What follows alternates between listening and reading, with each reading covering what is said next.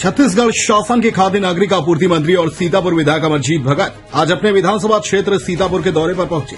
वहीं इस दौरान उन्होंने सीतापुर पहुंचकर अपने निज निवास के सामने मोदी सरकार पर तानाशाही रवैये का आरोप लगाते हुए एक दिवसीय धरना दिया और अपने धरने के दौरान उन्होंने केंद्र की भाजपा और मोदी सरकार पर कई मुद्दों को लेकर जमकर हमला बोलते हुए बताया कि मोदी सरकार को विपक्ष को बोलने का अधिकार देना चाहिए, लेकिन मोदी सरकार में विपक्ष को बोलने और आवाज उठाने का अधिकार बिल्कुल नहीं है, जो काफी गलत है। वहीं उन्होंने यह भी बताया कि जब राहुल गांधी ने आवाज उठाई तो उनकी सदस्यता मोदी ने समाप्त करवा दी है, जिसका विरोध पूरा देश कर रहा है, जो बर्दाश्त करने योग्य बिल्कुल नहीं है, क्योंकि बोलने का अधिकार सबको है, खासकर विपक्ष को, इसलिए विपक्ष का सम्मान करना चाहिए। वहीं उन्होंने यह भी बताया कि प्रजातांत्रिक व्यवस्था में चुने गए व्यक्ति की सदस्यता समाप्त करने का काम सिर्फ मोदी सरकार ही कर सकती है, जो पहले देश में कभी नहीं हुआ है, जो बर्दाश्त करने योग्य बिल्कुल नहीं है, जिसको जनता अब जान गई है और आने वाले समय में जनता मोदी को बताएगी। भाजपा पर तीखा हमला करते हुए खाद्य मंत्री अमरजीत भगत ने यह भी बताया कि मोदी सरकार देश की जनता की 100% पैसों में से पूरे 80% पैसे अपने पास और अपने गिने चुने लोगों को दे रही है। बाकी बचे 20% पैसों में पूरा देश मोदी सरकार चला रही है, जिसको जनता अब जान गई है। और जब इस मुद्दे को विपक्ष यानी कांग्रेस उठा रहा है तो केंद्र की मोदी सरकार को तकलीफ हो रही है, जिसका बदला आने वाले समय में लिया जाएगा। सीतापुर से भवानी सिंह की रिपोर्ट। इस देश में जहां बापू का देश है, शांति का देश है, जहां सबको बोलने का अधिकार है, सभी जाति और धर्म के लोगों के लिए समान अवसर है, ऐसे में माननीय प्रधानमंत्री मोदी जी जो अपने विरोधियों को बोलने का अवसर नहीं देना, संसद के अंदर उनका माइक बंद कर देना और अगर कोई बोल दिया तो उनका पद को समाप्त कराना, एक कुल मिलाकर के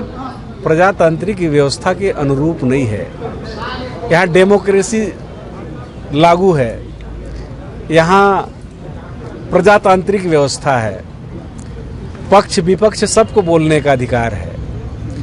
और मोदी जी के खिलाफ क्या बोला उन्होंने इतना ही तो कहा था कि अदानी ने इतना पैसा लोगों का ले करके और आज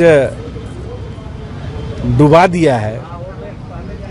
लोगों का जीवन भर का कमाई रहता है, LIC का पैसा लगा है, उसमें संसद का जॉइंट पार्लियामेंट्री कमेटी JPC बोलते हैं, उसका गठन करके इसका जांच करने के लिए ही तो मांग किया था।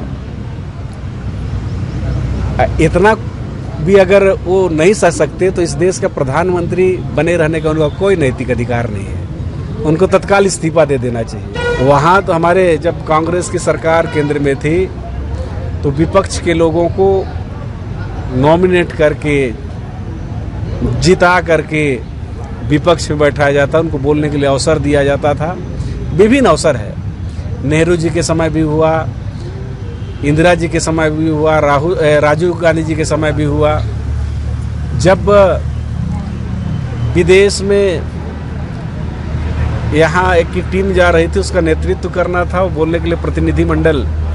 संयुक्त राष्ट्र संघ के सामने जिनेवा में रखना था। उस समय किसी कांग्रेस के नेता को नहीं भेजा राजीव जी ने, बल्कि अटल बिहारी वाजपेयी जी को भेजा। ये सबसे सीखना चाहिए किस प्रकार से अपने विरोधियों का, विपक्ष का सम्मान किया जाता है। ऐसे अगर चलने लगे तो जिस राज्य में जिसका सरकार रहेगा, फिर वो विरोधी दल के सारे MLA MP लोगों का